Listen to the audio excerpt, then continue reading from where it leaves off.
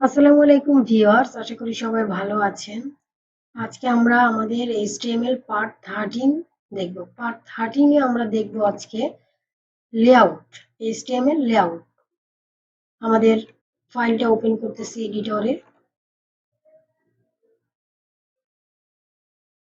Layout হচ্ছে একটি ওয়েবসাইটের ডিজাইন, মানে তার ডিজাইনটা কিরকম হবে। এর জন্য অনেকগুলা ট্যাগ আছে। এক নাম্বার হচ্ছে হেডার। হেডার ট্যাগ এট ফার্স্টে আপনার হেডার থাকবে, তারপরে হেডারের মধ্যে আপনার ন্যাভ থাকবে। ন্যাভ, হেডার অ্যান্ড ন্যাভ একসাথেও থাকতে পারে। তারপর থাকবে সেকশন, সেকশন ট্যাগ।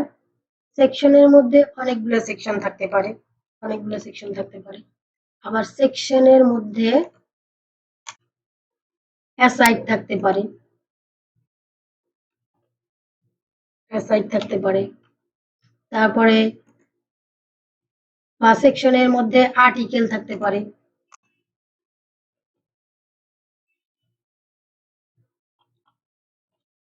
আর্টিকেল থাকতে পারে।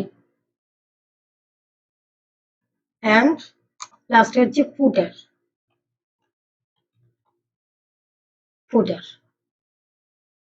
তো আবার ফুটারের মধ্যেও আবার সেকশন নিতে পারে। এটা আপনার নিজের, যে আপনার ওয়েবসাইটের ডিজাইনটা, আই মিন লেআউটটা কিরকম হবে। তো আমরা কয়েকটা লেআউট দেখি। মজিলা ফায়ারফক্সে যাই, HTML লেআউট,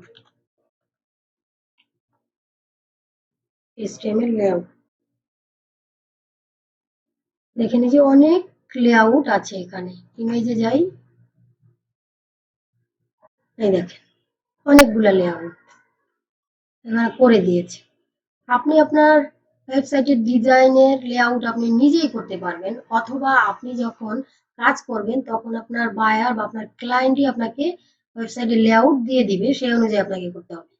দেখেন এট ফার্স্টে হেডার, হেডার, তারপর ন্যাভ, তারপরে সেকশন, সেকশনের মধ্যে আবার আর্টিকেল, ডান সাইডে অ্যাসাইড, আপনি বাম সাইডেও অ্যাসাইড রাখতে পারেন, লাস্টে footer.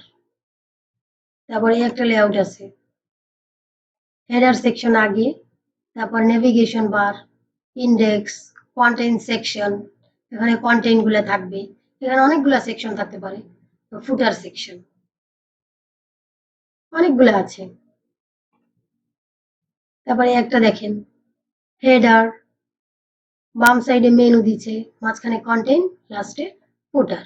Header, footer, content and section গুলা প্রায় সেম সবগুলা, জাস্ট একটু ডিফারেন্ট। তারপরে আরো আছে, দেখেন আরেকটা,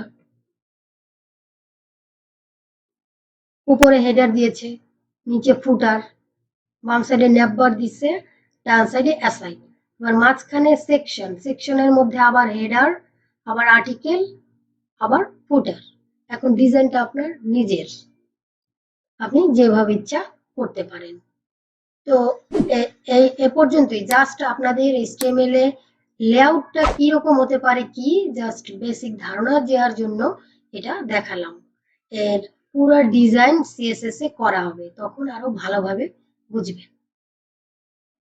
আর এই ট্যাগ গুলাই বেশি ইউজ করা হয়, এই ট্যাগ গুলো HTML5 এর জন্য। তো আজকের ভিডিও পর্যন্ত, ভালো থাকবেন, আল্লাহ হাফেজ।